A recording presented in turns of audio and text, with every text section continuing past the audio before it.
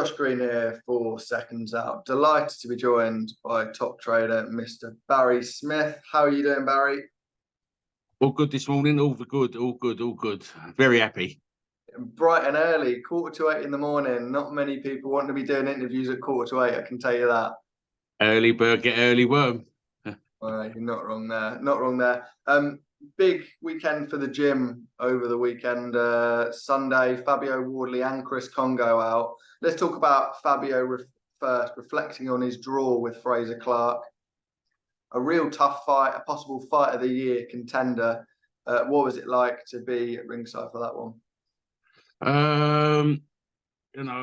I've been around this game a long time, so I see some good British title fights, especially at heavyweight. I see a couple, one with Gary Mason, Lennox Lewis, Danny Williams, Mark Potter. I remember them guys. But this one, I think, was special, Yeah, it's probably the best I've ever seen, best heavyweight British title fight I've ever seen. So, yeah, it was really good, I would like to see him to, rerun that as well, you know what I mean? So, yeah, great. It was great entertainment as well, obviously. I was with Fabio Wardley because he's in our gym. So, but yes, so just great to be sitting there watching it, enjoying it, cheering on Fabio. Yeah, it was great. Do you think he did enough to get the win on the night? There's been people that said he got it, people that said it went the other way. You know what? Yeah, when I was sitting there, it was hard to score because everyone was asking me how you got it. I went, I don't know. But watching it back, you can see Fabio maybe a round, maybe two. I don't know, but I think a draw, my opinion, is probably a fair result because of the work they both put into it. Obviously, I'd like to see Fabio's hand get raised. But, yeah, a draw, I think, was a very good result. But when you watch it back, I can see how people were saying Fabio won 2 rounds. How did you have it? I had Fabio point up. Yeah, there you go then, yeah. So that's a lot of people had it like that way. But, but I think the winners out of this one are going to be the fans of this one if they can rerun that fight back again. But who knows what's going to happen.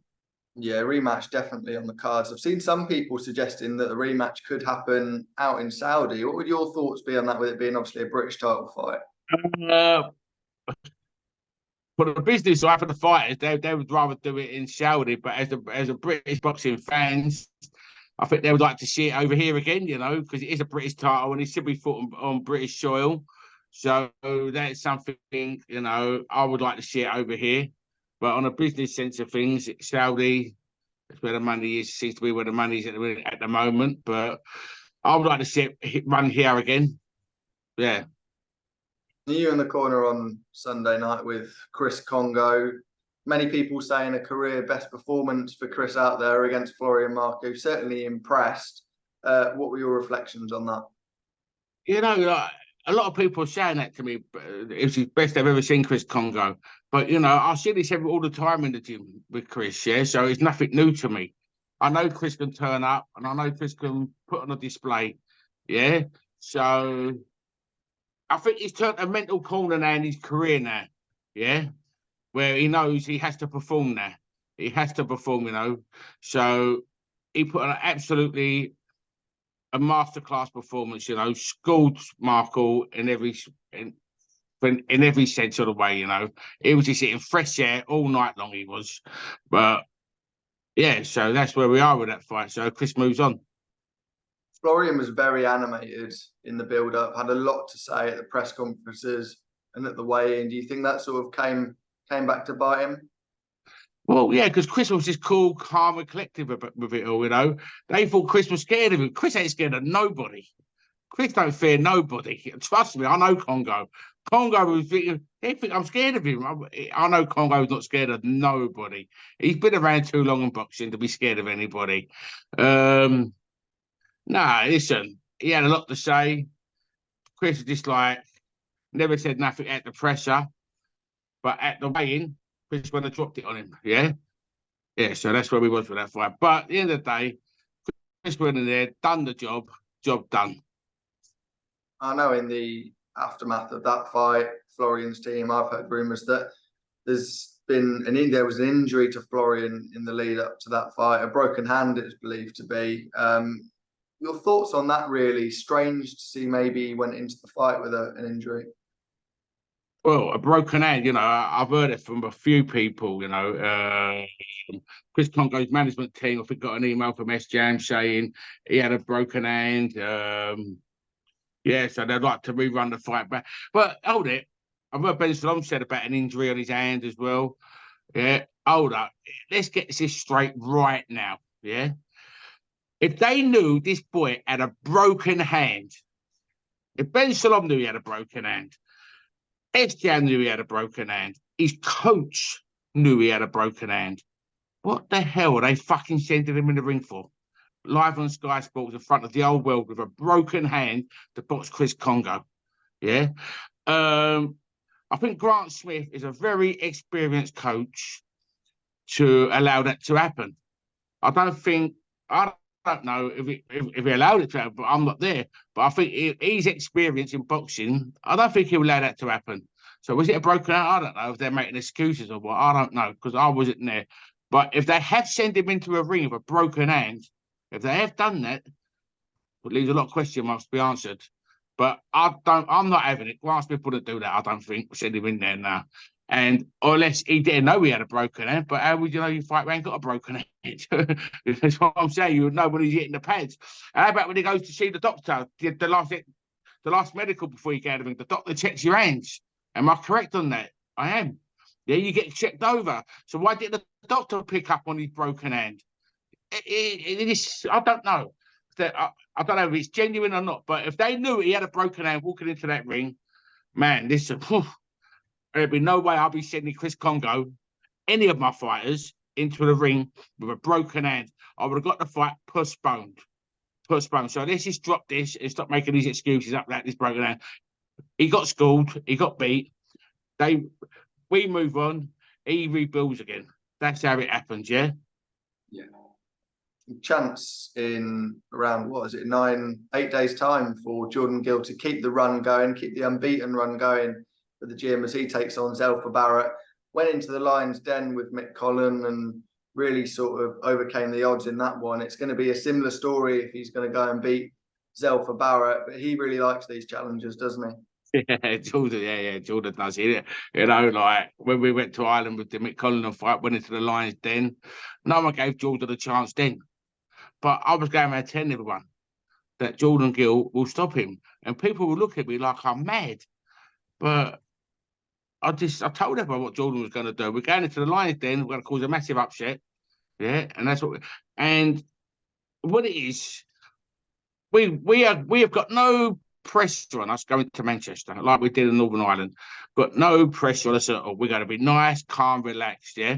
Going there, enjoying fight week, soaking it all up with no pressure on us, doing our ring walk with no pressure on us. No one's expecting us to win. Yeah. Selva's a favourite. He's got it all to play out. He has to turn up. He has to perform in front of his own people, his own town, his big stadium. He's got to really, really turn up there. But Jordan won't allow that to happen. But he has to turn up. So there's a lot of pressure on him. There's a lot of pressure on him. Trust me, there's a lot of pressure on him. But we're happy doing what we're doing. We're going to go about our job, yeah, and hopefully we'll be victorious. It seems all over the last year, 18 months or so for Jordan, it's been a real quick rise from the win of that European title to beating Mick Collin. He's now on the edge of winning, being one fight away from a world title. It's been some journey. Yeah. But it has been a journey, but we ain't there yet. We ain't there yet. There's one more step to go, and it's a dangerous step, because Zelfa Barrett ain't no pushover. He's a good fighter, He's got a top trainer and his Uncle Pat, he's been in the game a long time, We have to respect them and we have to show them respect because they've earned respect. So we have to turn up, be humble, go about our job, yeah, and give them the respect they deserve. Because Zelfa is a very good fighter. He's a very good fighter. But, we're there to do a job and we're there to win. So, and I believe we're going to win. something I do want to pick up on with Jordan is after the fight against Mick Connolly, he came out and talked a little bit about his mental health. I spoke to one of his best mates, Lee Wood, the other day about that, and it's not something they talked about that much, but when it did come up, he was very much there to support him. As a gym, I'm sure you guys rally behind him and support him. Well, now we do. But at the time, the truth to be known was we knew nothing about it and where we come from. And that was the truth. Because Jordan, like, he does keep things like within himself, you know. Obviously, Lee would, it was all confidentiality. I mean, between two friends, they kept it between themselves, you know. We didn't know nothing about it. I found out on the night like everyone else, yeah. But I was like, what the fuck am I hearing here? But now we know, now Jordan's in a good place, you know, he's got his business starting off, his career's blooming, you know, he's around good people. So I think he's in a really good place now in boxing mentally. So I'm really happy for him. And I do believe we're going to get the victory up in Manchester on the 13th. Good stuff. I do want to speak a little bit about Ben Davison as well, because it was only a few years ago he was getting pelters. He was getting a lot of criticism for sort of, I guess his style. People were mainly criticism, but the way he's dealt with that and the way he's come through that, and he's now in a position where he's receiving a whole heap of praise, and people are sort of lauding him as one of the best trainers in the country. You've seen that full journey. I mean, to get to this stage from where he was a few years ago, it's yeah, quite impressive stuff. But this is nothing new to me. I've been saying this for years. I've been calling this for years. He ain't the best trainer in the country. He's one of the best in the world. Yeah, I've been calling this for years. Yeah, you know, all the stuff he was getting, all the slate he was all getting, it's very unnecessary. But I'm going to tell you this now: it's made him the man who he is today. Yeah, it's made him more determined, keener to learn. It's made him a better person. You know, yeah, he's had to go through the hardships of it all. People like putting him down, but now he's at the end of it now, where he's making them all eat their fucking words. Yeah, that's what he's doing. He's making everyone eat their words, what they've done, what they've said about him. But I've been saying it for years. I've always had his back, and I will continue to have his back on it all because I know what he is. And he's a good person. Yeah, he's a kind-hearted person. Yeah, and he's a top trainer. Yeah, and for me, he's brought me on at another level as a coach as well. So I've got that to thank him for. Yeah, you know, he's brought me into this world, right? And Lee Wiley brought us in. He created this team. He's brought it in. He created all this. Ben Davison created all this. I had nothing to do with it all. He done it all, you know. He created this team, created the Ben Davison Performance Centre. He done everything. And now look what he's doing. He's just getting bigger and bigger and bigger and bigger. And you know what? It's just going to continue that way. Yeah. Because he's a very smart boy, very clever man he is, yeah. Very organised, knows what he wants. Yeah. And you know, to have like people like AJ to come to you, like, well, look at his last two performances under Ben Davison. Look at them last two performances. Yeah, no one could drag them performances out of him. Ben Davison done it. I was going to say that is a real show of confidence when Anthony Joshua is coming to Ben Davison to sort of get his career back in a position where he become a world champion. That must give the guys in the gym a bit of a lift. It must give Ben the confidence that he's in a position where he is the world's best trainer. Well, it is. I have no shadow of a doubt. I do believe that, but I do believe these two best performances are probably the best I've seen AJ in. You know what I mean? Personally, myself, you know what I've seen. So yeah, it's all down to Ben Davison. Are we seeing the best Anthony Joshua we've seen in his career under Ben at the moment? I think there's more to come. I know there's more to come. I know there's more to come because I know Ben. Ben won't settle on that. Yeah, he's not settled on that. He was better. Yeah, and AJ was better. So yeah, so that's where we are at the minute with that. When you say more to come, what does that look like? Because the last two performances have been destructive. It's going to be more destructive. Yeah. I think that's something we really look forward to seeing. Just one more question on AJ. In terms of his next move, it's obviously something that you don't plan for, but With I have nothing to do with that. Do me. I don't. No, that do me now. I don't know I nothing. mean, as a boxing fan, what would you like to see Anthony Joshua do? I mean, is world I title don't know. next?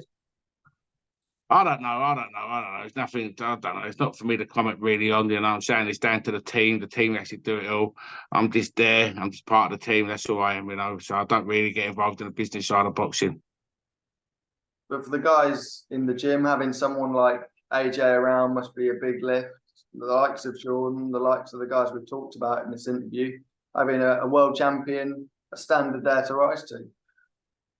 Yeah, it's just having someone at level come in. Obviously, he's gonna like the boys gonna. He's going to elevate him to another level. Yeah, of course it is. Yeah, it's just great for the gym. It's great to have for the young boys around him to see someone like him come in, and it's really good. It's exciting.